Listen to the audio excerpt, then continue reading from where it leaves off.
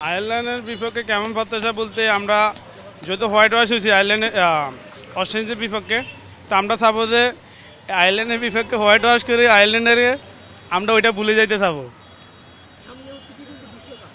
সামনে টি-20 বিশ্বকাপ, এই জন্য চাবো যে ব্যাটসম্যানেরা ফর্মে আসা খুবই দরকার। তো এই জন্য সাইফ, তানজিদ তামিম, লিটন দাস যারা টপ অর্ডার আছে, মিডল অর্ডার আছে, সবার হাতে রান দেখতে চাই এই সিরিজে। হ্যাঁ, বলাররা তো সবসময় ভালো করে, ওটা নিয়ে কোনো সন্দেহ নাই। শুধু ব্যাটসম্যান দিয়ে একটু দায়িত্ব নিয়ে কাজ করলে বা ওরা যদি ভালো এই টুর্নামেন্ট একটা ব্যাটিংটা দেখাইতে পারে, মোটামুটি তাদের মতো করে সাজায়, তাহলে তা এই টিমের জন্য খুবই উপকারী হবে, দেশের জন্য উপকার হবে। আয়ারল্যান্ড দলকে ছোট করে দেখার কোনো সুযোগ নাই। আয়ারল্যান্ড দল এমন একটা দল, টি-20 দল যে কোনো দলকে হারানোর মতো সুযোগ রাখে। কারণ আয়ারল্যান্ড টিমের যে অবস্থা দেখতেছি, ওরা মাঝে মাঝে খুব দারুণ খেলে। তো আমি চাবো যে বাংলাদেশের থেকে এগুলা মাথা নিয়ে মাঠে নামা উচিত, কারণ ওদেরকে ছোট করে হেলে করে দেওয়ার সুযোগ নাই।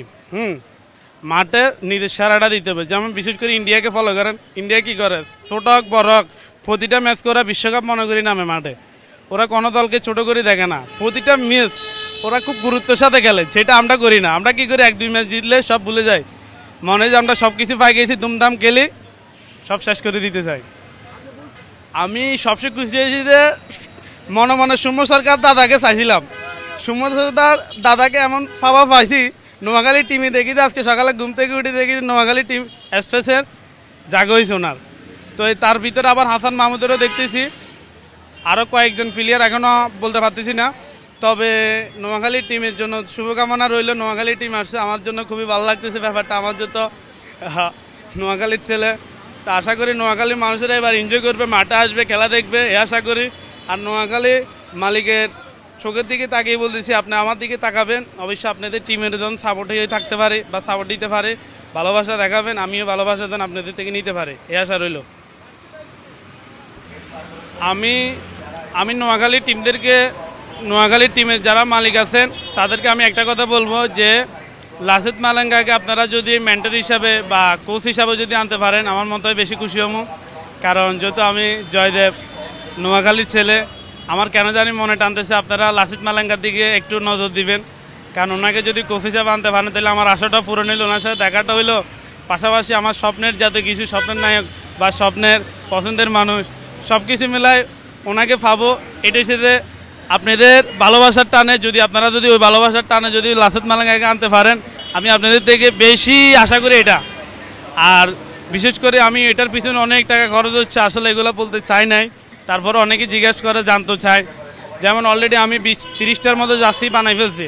তো আমি এবার সাজিয়েছি নোয়াখালী জার্সিও বানাবো, নোয়াখালী কি বলে যে নোয়াখালী এক্সপ্রেসের জার্সিগুলো আমি অলরেডি বানাই দিয়ে দিছি। এখনও জার্সির কী কালার এটা বুঝতেছি না, এই জন্য একটু টেনশন আছে, দ্রুত কখন আসবে জার্সির কালার তখন যা দিয়ে দিব। আর ইয়ার ভিতরে আমি পাসপোর্ট অনেক বানাই ফেলছি, কারণ আমি ইয়ার ভিতরে সময় আইপিএলে যাওয়ার জন্য খুবই সিরিয়াস, খুবই মুখিয়ে আছি কীভাবে দ্রুত যাওয়া যায়। কারণ পাসপোর্ট যত বানাই ফেলছি, আর যাইতো কত দেরি, বেশি দেরি নাই। আর যদি বাংলাদেশের যদি ভিসাটা খুলে, তাহলে আমার সাথে যদি সম্ভব হয় আমি 2-1 ভাই বন্ধু নিয়ে যাবো, কারণ একা যাওয়াতে সম্ভব না। আর অনেক টাকার ব্যাপার সেবার, তারপরে চেষ্টা করবো নিজের যতটুকু কষ্ট হয় হাল ছাড়বো না। আমি কিন্তু বোম্বাইয়ের মাঠে যাব, খেলা দেখবো, বোম্বাই দর্শকের ভালোবাসা নিব, হ্যাঁ আশা করি যাবো। আর আশা করি বাংলাদেশেরও ছেলে, কিন্তু বাংলাদেশের থেকে যদি একটা মানুষ যদি বোম্বাইতে যায়, অবশ্যই বাংলাদেশের এটা একটা সুনাম। তো আমি চাবো আমার যারা যেন বাংলাদেশের কোনো ক্ষতি না হয়, আমি ওভাবে করে চেষ্টা করব।